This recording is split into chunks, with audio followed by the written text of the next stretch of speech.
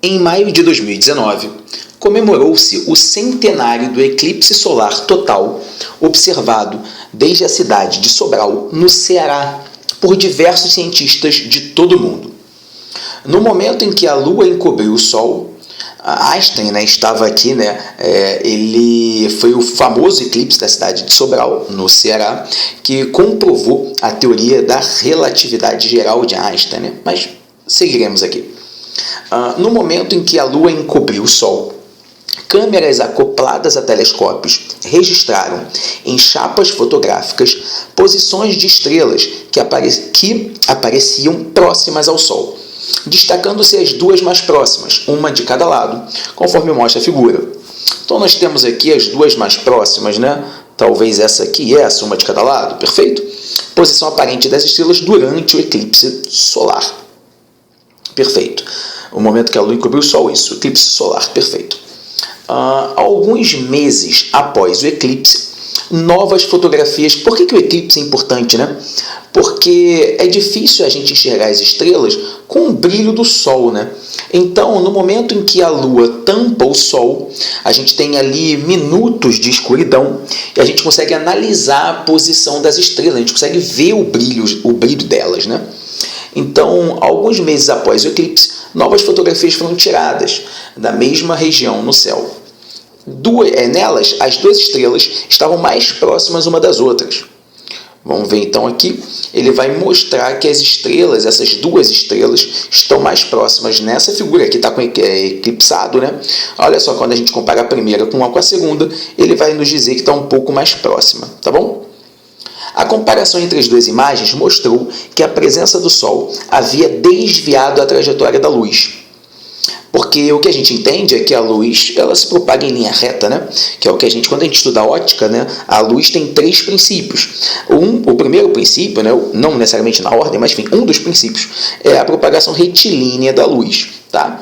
Além disso, tem outros dois, que a gente fala da reversibilidade dos raios luminosos, a gente trabalha com ângulo de incidência, igual de reflexão, E o terceiro é da independência dos raios luminosos, no sentido que quando a gente tem dois raios luminosos, talvez um vermelho e um azul, eles vão ali sofrer uma interferência local, mas o vermelho continua vermelho, o azul continua azul.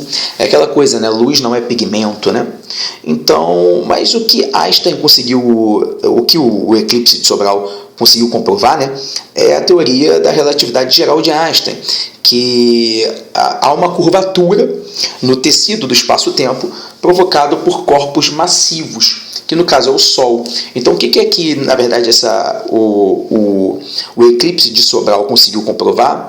É que existe esse efeito gravitacional aqui, que é a curvatura, O Sol ele consegue curvar a região ao redor dele, e a luz segue nessa região, no espaço, e como o espaço está curvado, a luz de fato vai seguir a trajetória do espaço, tá?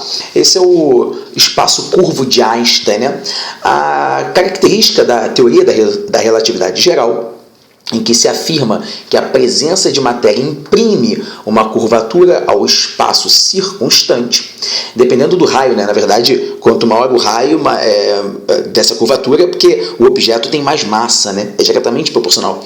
E é a tal curva que força os corpos celestes para seguir essas órbitas, tá? Então, a ideia é diferente de Newton, que diz que ele trabalha com o conceito de força, Einstein entende que é a massa do Sol, por exemplo, que curva o tecido do espaço-tempo, e com isso obriga, devido à curva, a que os planetas sigam essa trajetória, obedecendo o princípio do menor esforço, tá? Então você tem definições de espaço-tempo contínuo e tudo mais, tá? Eu estou lendo um livrinho aqui agora sobre a visita de Einstein no Brasil, tá? Por 2 vezes o Brasil foi usado para comprovar a teoria da relatividade geral, tá bom? É publicado em 1905 pelo Einstein. Então, um livro interessante aqui, muito bacana, eu recomendo a leitura. Um livrinho muito pequenininho, um livretinho. Então, vamos lá. E aí eu acabei de falar, esse eclipse comprova que ele consegue comprovar aí, porque isso não tem a ver com a lei de Kepler ou a lei da gravitação. A gente está falando da relatividade de Einstein. É importante a gente ressaltar que existem duas teorias da relatividade de Einstein, tá? A teoria da relatividade restrita é aquela que vai ter os dois postulados de que nada pode se propagar numa velocidade superior à das ondas eletromagnéticas no vácuo, né, a luz, e com relação às leis da física serem as mesmas, né, em qualquer referencial inercial e tudo mais. Essa relatividade restrita, o que vai desembocar na relação de dilatação temporal, né? E a relatividade geral, que é algo muito mais complexo, que Einstein teve alguns percalços no meio do caminho, né? Coisas positivas e negativas, tá bom? Então essa é a teoria da relatividade geral de Einstein, letra D. Espero que vocês tenham curtido. Abraços e bons estudos!